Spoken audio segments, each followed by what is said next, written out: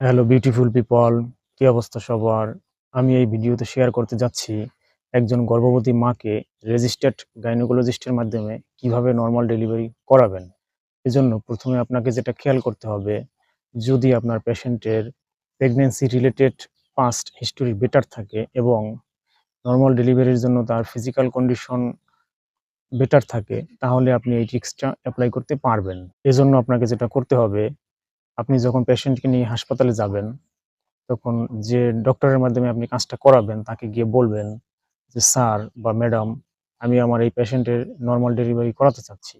আমার পেশেন্টের pregnancy related past history এবং ফিজিক্যাল কন্ডিশন বেটার আছে। আপনি সবকিছু চেক করে দেখেন। যদি পসিবল হয় তাহলে আমার পেশেন্টের নরমাল ডেলিভারিটা করায় দেন। আপনি সিজারিয়ান সেকশনে যে বিলটা নেন আমি আপনাকে সেই বিলটাই পে করব।" দেখেন, এটা বলার কারণ হচ্ছে আমাদের দেশের ৮০ ভাগ ডক্টরদেরই টাকার উপর আগ্রহটা বেশি। তো আপনি যদি এটা ক্লিয়ার করে বলেন যে, আপনি সিজারিয়ান সেকশনে যে বিলটা নেন আমি আপনাকে সেটাই দেব। তাহলে তিনি আপনার এই নরমাল ডেলিভারিটা করার উপর উৎসাহিত হবেন। এখানে আরেকটা বিষয় বলে রাখি, সিজার অপারেশনে যেই সময় লাগে, নরমাল ডেলিভারিতেও প্রায় সেম সময়েই লাগে। বরং অনেক ক্ষেত্রে আরো অনেক বেশি সময়ও লাগে। এই ট্রিক্সটা আপনি এপ্লাই করে দেখেন। আমি আশা করি ইনশাল্লাহ কাজ হবে। এই ভিডিওতে আপনাদেরকে আরেকটা মেসেজ শেয়ার করি, যেটা হচ্ছে একজন গর্ভবতী মাকে কখনোই অসুস্থ বলবেন না।